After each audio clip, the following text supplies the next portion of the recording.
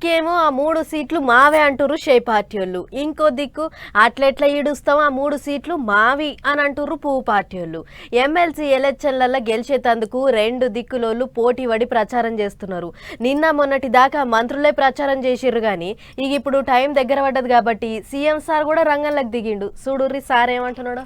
చెయ్యి పార్టీ వాళ్ళకు పువ్వు పార్టీ వాళ్ళకు నడుమ ఎమ్మెల్సీ ఎలక్షన్ల లొల్లి గట్టిగా నడుస్తుంది.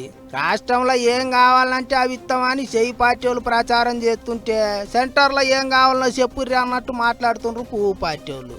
ఎలక్షన్లకు ఇంకా 2 రోజులే ఉన్నది కాబట్టి సీఎం రేవంత్ సార్ కూడా రంగంలోకి దిగిండు. నిజామాబాద్ లో పట్టభద్రులతో మీటింగ్ అయ్యిండు. చూడరి సార్ ఏమన్నాడు. ప్రతి ఎకరాకు 6,000 చొప్పున సంవత్సరానికి 12,000 ఇవ్వాల. రైతు భరోసా మీ ఖాతాలలో పడితేనే కాంగ్రెస్ పార్టీకి ఓటేయండి. ఇవాళ మీకు ఉచితంగా 24 గంటల కరెంట్ ఇస్తేనే కాంగ్రెస్ పార్టీకి ఓటేయండి. చెప్పింది చెప్పినట్టు చేస్తాను. మీరే మీ కండ్లారా చూడర్రి, చూసి ఓటేయ్యి అన్నట్టు అడిగిండు సారు. ఇంకేమన్నాడో చూడర్రి. సత్రం భోజనానికి నెల్లూరు పెద్దారెడ్డి రికమెండేషన్ అన్నాడు. అంటే వెనకటికి ఓడో సత్రంలో పెట్టేదే ఉచిత భోజనం. దానికి నెల్లూరు పెద్దారెడ్డి పెద్ద లేఖ రాసినట. మా ఫలానా మనిషి వస్తున్నాడు, ఆయనకు ఉచితంగా భోజనం పెట్టురని. నెల్లూరు పెద్దారెడ్డి లేఖ రాకపోతే సత్రంలో ఉచితంగా భోజనం పెట్టరా? ఇవాళ రాష్ట్రానికి వచ్చే నిధులకు రోజు నేను ఢిల్లీతో కొట్లాడుతూనే ఉంటే నేను పోయేస్తూనే ఉంటే నేను తెచ్చేది నేను తెస్తా. నీ ఉద్దర పెత్తనం ఎందుకు కేటీఆర్ హరీష్ రావు అని నేను అడుగుతున్నా. పువ్వు పార్టీ వాళ్ళ మీద కారు పార్టీ వాళ్ళ మీద గట్టిగానే గరం అయిండు సారు. ఇంకో దిక్కు ముఖ్యమంత్రి ముచ్చట్ల మీద కాషాయం లీడర్లు కాన్లు పెద్దగా చేస్తాండ్రు. అవి ఇచ్చినాం ఇవి ఇచ్చినాం అని చెప్పి మసిపూస్తాండ్రు. ఆగం కాకుర్రి రాష్ట్రం అప్పుల పాలైంది అన్నట్టు మాట్లాడుతుండ్రు. నువ్వేమో బ్రహ్మాండమైనటువంటి 6 గ్యారెంటీలని హామీలు ఇచ్చి 6 గ్యారెంటీ కూడా అమలు చేయకుండా ఏ రకంగా మోసం చేసి దగా చేశావో.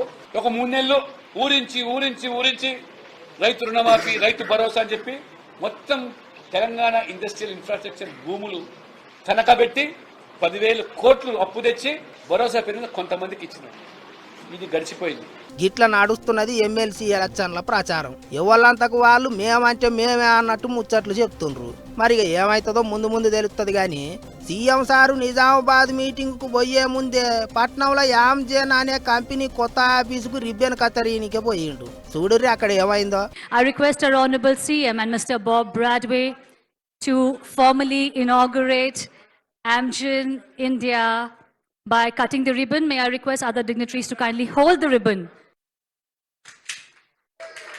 Thank you. ఓ కొడుకు కత్తెర చూడుర్రి ఎంత పెద్ద ఉన్నదో. రిబ్బన్ కత్తిరియమంటే ఏదో చిన్నపాటి కత్తెర తీసుకొస్తారేమో అనుకున్నాడు సారు. కానీ ఒక్కటేసారి గంత పెద్ద కత్తెర తీసుకొచ్చి చేతులు పెట్టేటాలకు పక్కపొంటే ఉన్న మంత్రి శ్రీధర్ బాబు సారు కూడా కిల్లెర నవ్విండు. ఆ కంపెనీ ఆఫీస్ ఏమో గానీ ఈ కత్తెర గురించే మాట్లాడుకుంటారు ఇప్పుడు ఇంటర్నెట్లో జనాలు.